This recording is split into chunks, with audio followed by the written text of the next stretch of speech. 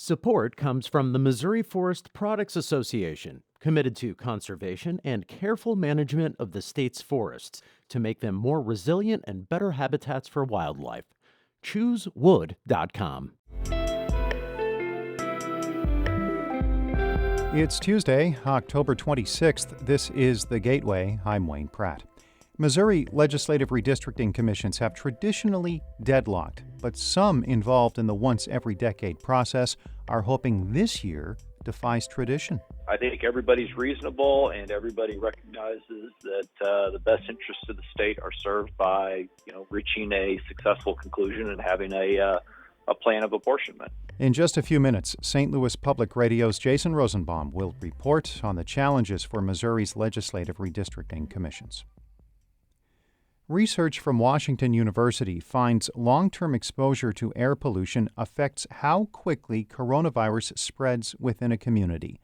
More from St. Louis Public Radio's Shayla Farzan. Being exposed to air pollution changes the cells in your body. You create more of a certain kind of protein on the outside of your cells, and this protein acts like a doorway, letting the coronavirus inside. A new WashU study finds air pollution exposure has a big effect on how fast the virus spreads, especially for people of color who are more likely to live in polluted areas.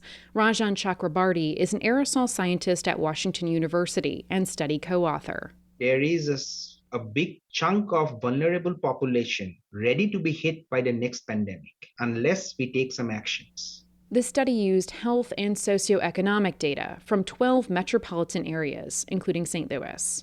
I'm Shayla Farzan, St. Louis Public Radio. Governor J.B. Pritzker's administration in Illinois is preparing for the FDA to approve Pfizer's COVID vaccine for children ages 5 through 11, likely next week. The state's Department of Public Health Director, Ngozi Ezike, is encouraging parents to get their children vaccinated as soon as they can. Ezike says she was relieved when her teenagers got vaccinated earlier this year. I wanted them to feel a sense of safety when they were at school. I wanted them to not have to quarantine should they be exposed to someone with COVID and not miss more in-person days. Illinois will receive an initial allotment of about 500,000 doses specially formulated for children. Retailers are expecting a better holiday season than last year, but the pandemic is straining their supply chain and workforce. As St. Louis Public Radio's Corinne Ruff reports, St. Louis-based grocer Schnucks is one of many retailers getting creative to handle the holiday rush. If you've walked down the aisles at Schnucks recently, you may have noticed certain brands or products missing from shelves. Ted Schnuck is the executive vice president of supermarkets at Schnucks. To be honest, it's a little bit of a game of, whack-a-mole where, one day the product that you're out of for a long time comes in, and then, the next day or the next week, something else is out. Schnuck says he's had to work closely with suppliers to come up with new ways to get products out to stores ahead of the holidays. Some customers are already starting to stock up on essentials like frozen pie crusts and turkeys. The grocery chain, like many other retailers, is also struggling to hire enough staff. Schnuck says a holiday bonus and recent pay bump are helping. I'm Corinne Ruff, St. Louis Public Radio. The National Weather Service has confirmed a tornado hit Fredericktown about an hour southeast of St. Louis on Sunday night. It was an EF3 with a maximum wind of 140 miles per hour.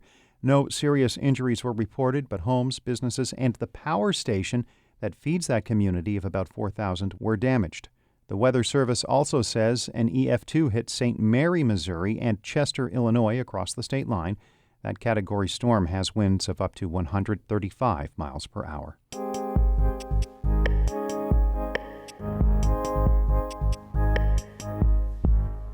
Missouri's legislative redistricting commissions are hearing testimony about what state House and Senate maps should look like. Not many following the process are confident the commissions will succeed. But as St. Louis Public Radio's Jason Rosenbaum reports, one redistricting veteran believes the commissions need to defy tradition to avoid big problems in next year's election cycle. Inside a hotel ballroom that's a stone's throw away from St. Louis Lambert International Airport, members of a Missouri House Redistricting Commission are preparing for a long day of public testimony.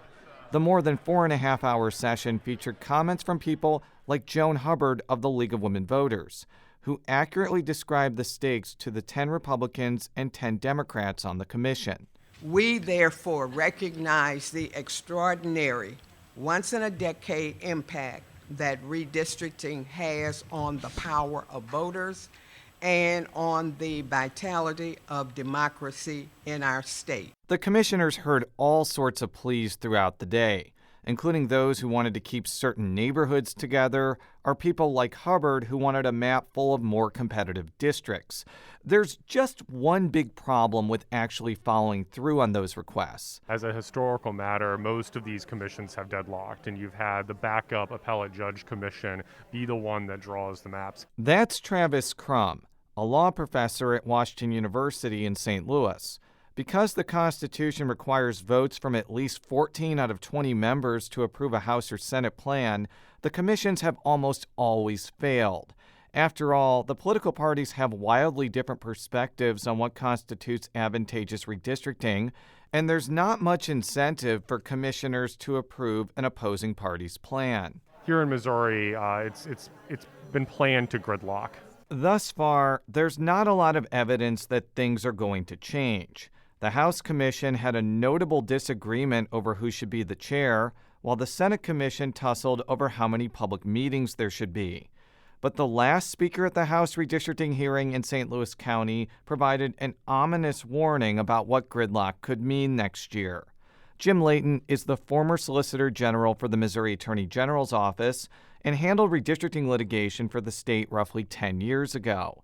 Layton says if the commission's deadlock, it's a near certainty that state legislative districts will not be done in time for Missouri's candidate filing deadline next March. If you are currently operating, or you begin to operate, or you continue to operate as two caucuses rather than as 20 individuals trying to do the best for the state of Missouri, you will fail. Layton also stressed that the Constitution places forth strict criteria, including some restrictions on how counties and cities can be split. If you really put together a plan that meets all the constitutional criteria, and you do that quickly, that then you can spend your time working around the edges, but you're really only going to be working around the edges. Some of the redistricting commissioners are expressing optimism about the work ahead, but Jerry Hunter, the Republican chairman of the House committee, acknowledged that it's more difficult for his colleagues to come up with an agreement since there's 163 districts to draw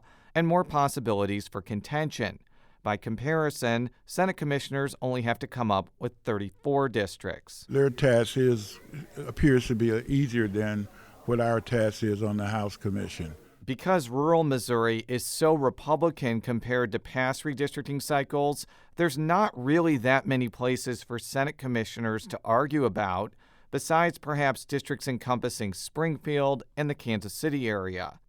Democratic Senate Commissioner Farrakhan Shigog of St. Louis County says he's actually found quite a few commonalities with his rural counterparts that make him bullish about working together. And they're talking about poverty. They're talking about miseducation. They're talking about lack of health care services. They're talking about need for infrastructure repair for roads and sewer systems and things like that. And I say, hey, those are the same kind of things that we have going on the east side of the state in St. Louis, in the urban area. Mark Ellinger, the GOP chairman of the Senate Commission, notes that even though the threshold to approve a map is high, it has happened before.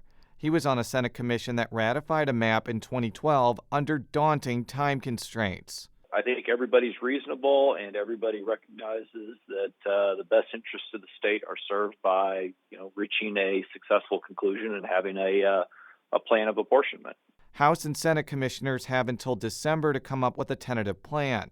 If they fail, the appellate judges won't likely finish work on their maps until sometime in early 2022. I'm Jason Rosenbaum, St. Louis Public Radio. Our Fred Ehrlich edited that report. Shula Newman is the executive editor of St. Louis Public Radio, a listener-supported service of the University of Missouri St. Louis. Music by Ryan McNeely of Adult Fur. I'm Wayne Pratt. This has been The Gateway.